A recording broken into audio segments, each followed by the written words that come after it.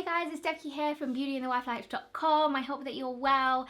I really didn't want to do this video, but I felt like I had to do this video first because I just didn't want to jump into talking about relationships and talking about marriage, because I think that this is the key thing before you can even think about marriage, think about relationships. And even if you're in a relationship or in a marriage, I think that you always need to come back to this point, and that is knowing yourself. Knowing yourself is so complex, and you might be like, Dev, you're like, what are you talking about? You need to be really specific. Knowing yourself is probably one of the hardest things to do, because I think we all come into this world and we are all different.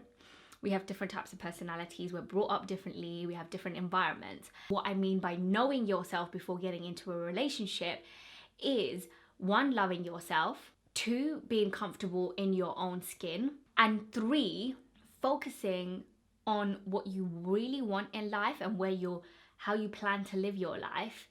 And you don't need to have all of the answers, but you need to kind of know what direction you're going in. And then I think is the best time for you to get into a relationship. I think loving yourself takes a really long time, and the more that you get to know yourself, you do love yourself and you're comfortable within your own skin.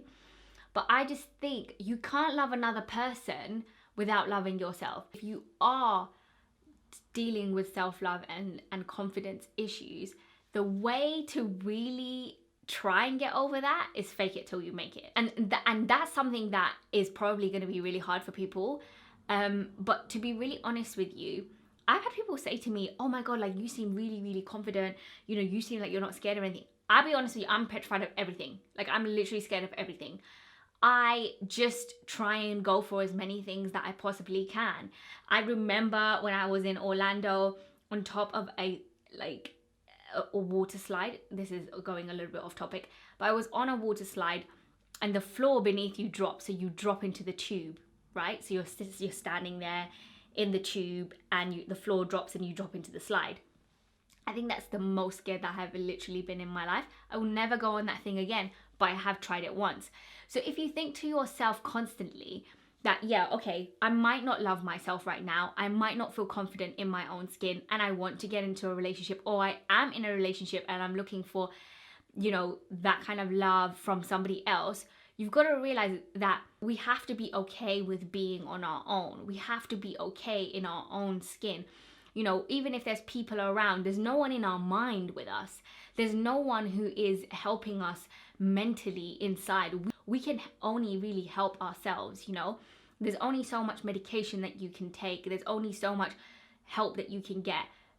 The reason why the internet is doing so well right now is because people are looking for answers online. You can watch a motivational video, you'll be like, okay, wow, and it might have opened up your thought process, and you might think to yourself, wow, this is a different way that I can do things. Great. But it takes you to make that first step. It takes you to do the action. You can watch all that you want, you can self-reflect all that you want, but people need to make that change themselves. So you have to love yourself first, and you have to be confident within yourself first. And I genuinely think if you're not, fake it till you make it. Fake the fact that you're confident. Fake the fact that you love yourself.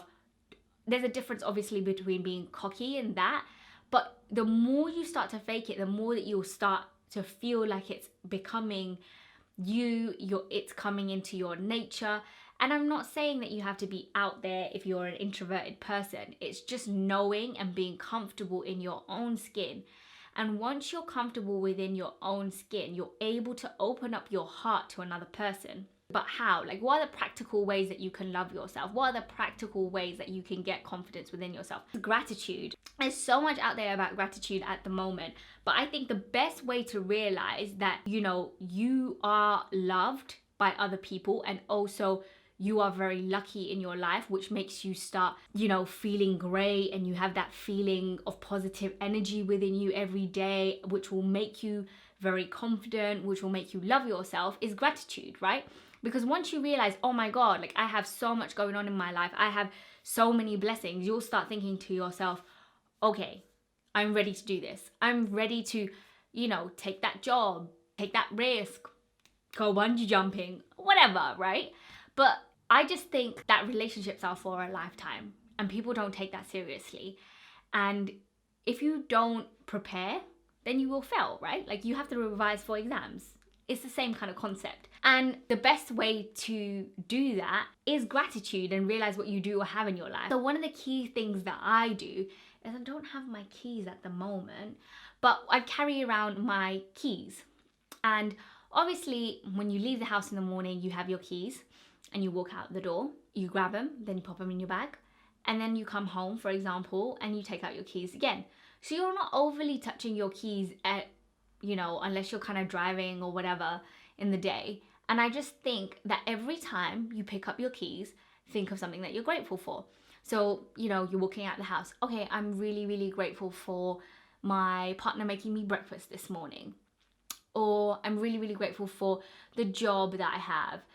And then you've come in and maybe you've had a great meeting in the day and you're really, really grateful for that small progression that you made in your career.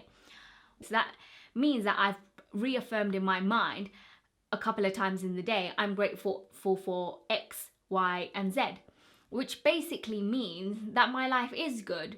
I am moving. I have something to be thankful for in life. And the last thing that will help you kind of figure out what kind of person you are, what kind of direction you want to move in. You can very easily pinpoint at what point in your life that you're changing, you're moving into a different direction, is journaling. I'm kind of sounding like a motivational speaker. I'm not a motivational speaker. Let's just put that out there.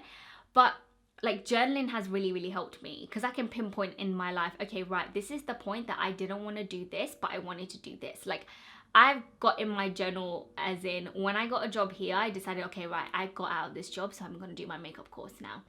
And then I can see in my journal when I just didn't want to have a makeup business anymore, I just wanted to blog and carry on with my corporate job. So there's little things like that, you can measure where you're changing, how you're changing, etc. And you can also just put down your focuses and your goals.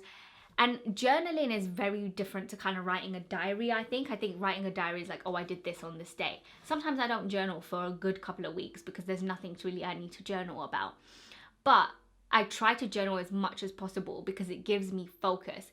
And also when I journal, I make sure I write things that I'm improving on and I'm making a change. And if I've hit one of my goals, I tick them off. I just think in life, in order to love yourself and know yourself, you need to be moving forward in a positive direction and you need to be really confident within that.